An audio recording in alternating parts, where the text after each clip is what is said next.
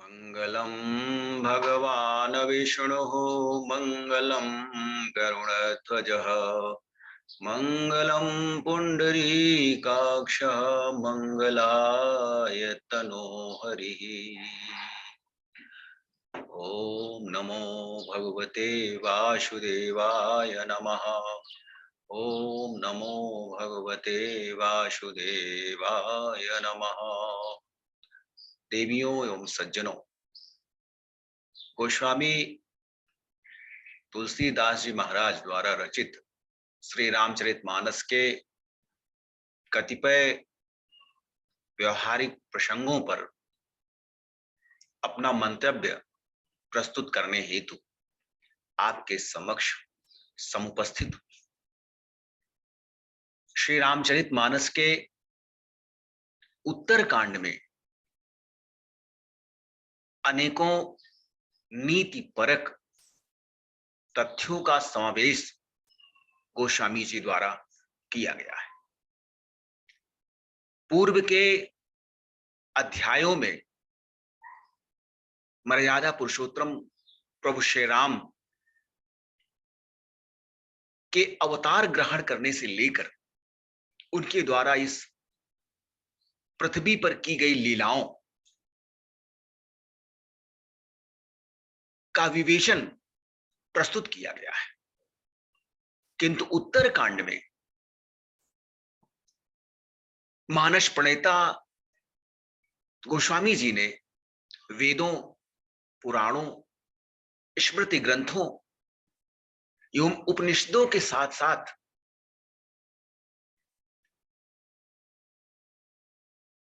भारतीय वाङ्मय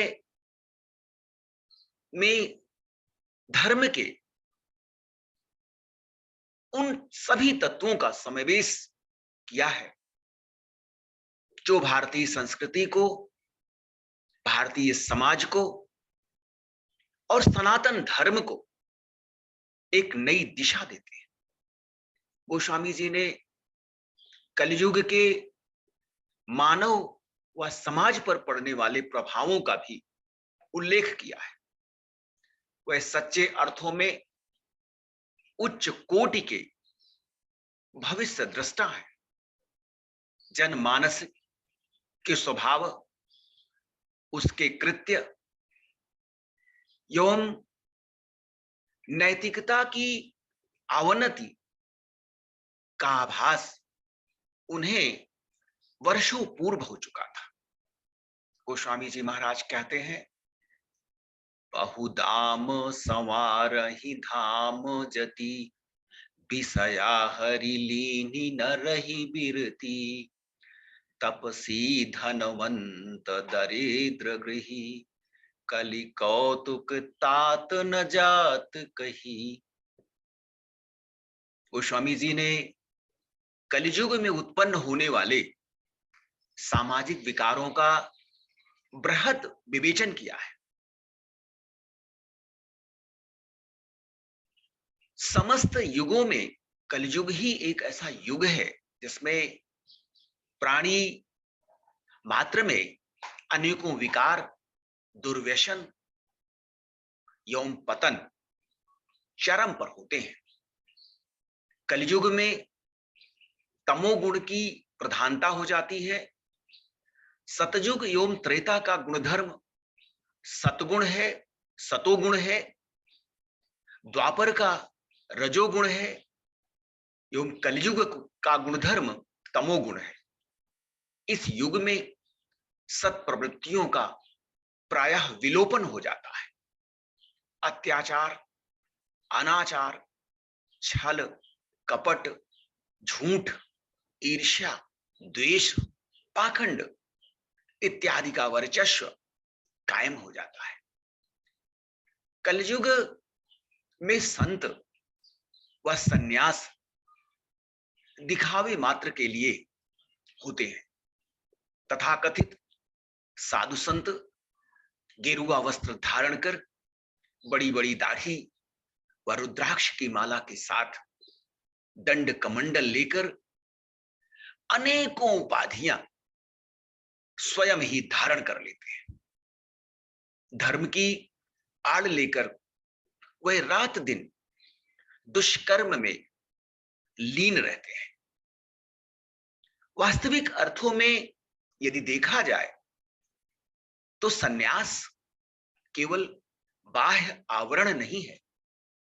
वेशभूषा धारण कर कोई व्यक्ति संत नहीं बन सकता और न ही उसे सन्यासी कहा जा सकता है। सन्यास का अभिप्राय संयम, इंद्रिय दमन व मन पर अंकुश रखने से है। पांचों ज्ञानेंद्रियों, आंख, कान, नाक, त्वचा, जीभ एवं पांचों कर्मेंद्रियों, हाथ, पैर, मुंह, गुदा और लिंग तथा चार अंतःकरण, मन, बुद्धि, चित्त एवं अहंकार सहित 14 तत्वों पर कठोर अनुशासन रखना ही सन्यास है। सन्यासी वह है जो अपनी सुरक्षा की चिंता न करे, अपितु सदैव असुरक्षित वातावरण में ही रहे। ईश्वर पर उसकी अनुरक्ति दृढ़ हो, उसे अपरिग्रही होना चाहिए। आवश्यकता से अधिक संग्रह से बचना चाहिए। खान पान, बोलचाल, उठने बैठने, सोने जगने के कठोर नियमों को स्वीकार करना चाहिए। जो व्यक्ति सांसारिक जीवन व्यतीत करते हुए उसकी वासनाओं में लिप्त न हो, वही सन्यासी हो सकता है।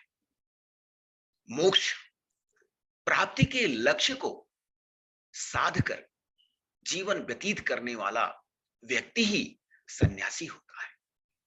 श्रीमद् भागवत गीता में भगवान श्री कृष्ण कहते हैं, अनाश्रितः कर्म फलम कार्य कर्म करोति यः स सन्यासी च योगी च न निरर अग्निर चाक्रिया।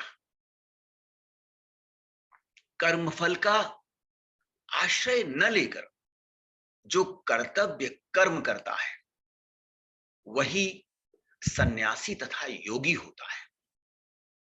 केवल अग्नि का परित्याग करने वाला व्यक्ति सन्यासी नहीं हो सकता है तथा क्रियाओं का त्याग करने वाला योगी नहीं हो सकता है। किंतु वर्तमान परिप्रेक्ष्य में सन्यासी अपरिग्रही के स्थान पर धन संग्रही हो गए हैं। वे भोग विलास से पूर्ण जीवन व्यतीत कर रहे हैं। अधिकतम भौतिक सुख सुविधा संबंधी साजो सामान से युक्त आलीशान घरों में निवास करते हैं। उनमें त्याग, वैराग्य, तप तथा परस्पर स्नेह का, प्राणी मात्र के प्रति स्नेह का सर्वथा अभाव है। वे विषय वासनाओं के चंगुल में फंस चुके हैं। तथा कथित संत महात्मा, सन्यासी, तपस्वी, धनवान होकर वैभवपूर्ण जीवन व्यतीत हो रहे हैं। उनके पास अपार धन दौलत विद्यमान है और रात दिन परिश्रम करके पसीना बहाने वाले गृहस्थ गरीबी व दरिद्रता का जीवन व्यतीत कर रहे हैं। कलयुग की यही विपरीत गामी विशिष्टता है। कलयुगी पुरुषों का नैतिक व चारित्रिक पतन इस प्रकार हो चुका है कि गोस्वामी जी ने कहा, कुलवंती निकारहि नारी सती गृह आनहि चेरी निबेरी गति। कुलवंती निकारहि नारी सती गृह आनहि चेरी निबेरी गति। सुत मानहि मात पिता तब लो अब नानन दीख नहीं जब लव। पुरुषों का आचरण व चरित्र इतना दूषित हो चुका है कि वह अपनी विवाहिता, चरित्रवान, कुलीन व पतिव्रता नारी को घर से निकाल देते हैं तथा दुष्चरित्र, कुलहीन व बहुपुरुषगामी स्त्री को रख लेते हैं। अनेकों लोग अपनी पत्नी का अकारण ही परित्याग कर दासी व नौकरानी से संबंध स्थापित कर लेते हैं। पुत्र अपने माता पिता को तभी तक अपना मानते हैं और उनका सम्मान करते हैं जब तक वे स्त्री का मुख नहीं देख लेते, अर्थात विवाह बंधन में नहीं बंध जाते। विवाह होते ही वे अपने माता पिता का अपमान कर उनकी उपेक्षा करने लगते हैं। ससुरारी पियारी लगी जब ते, रिपुरूप कुटुंब भये तब ते। नृप पाप परायन धर्म नहीं, करि दंड विदंड प्रजा नितहि। विवाह के उपरांत प्रायः अनेक लोगों को ससुराल प्रिय हो जाती है और परिवार के लोग शत्रु के समान होने लगते हैं। शासक वर्ग भी पाप कर्म में लीन है। उनमें धर्म और अधर्म के मध्य विभेद करने की सामर्थ्य समाप्त हो चुकी है। वह प्रजा को अकारण ही अनेकों प्रकार से पीड़ा देते हैं। निरपराध प्रजा को दंडित कर उनका उत्पीड़न करते हैं। निरंकुश शासक प्रजा के कल्याण हेतु न सोचकर सर्वथा अपने हित चिंतन में लगे रहते हैं। वर्तमान प्रजातांत्रिक परिवेश में भी शासक वर्ग सामान्य जनता का शोषण ही कर रहा है। जनता की समस्याएं अनवरत बढ़ती जा रही हैं। गरीबी, अशिक्षा, बेगारी व बेरोजगारी के दलदल में फंसा हुआ जनमानस सत्ताधारी शासक वर्ग के अत्याचार व अन्यायपूर्ण रवैये से त्रस्त है। गोस्वामी जी जनमानस के ऐसे पारखी चितेरा हैं जिन्होंने भविष्य की सामाजिक, राजनैतिक परिस्थितियों का पूर्वानुमान कर जनमानस के समक्ष रख दिया है। उनकी वाणी, उनका चिंतन अकाट्य है।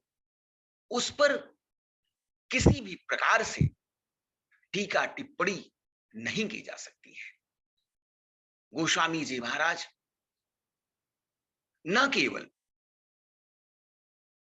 सनातन धर्म के रक्षक हैं, अपितु सामाजिक व्यवस्था को, सामाजिक चिंतन को एक नया आयाम देने का भी प्रयत्न श्री रामचरितमानस के माध्यम से करते हैं।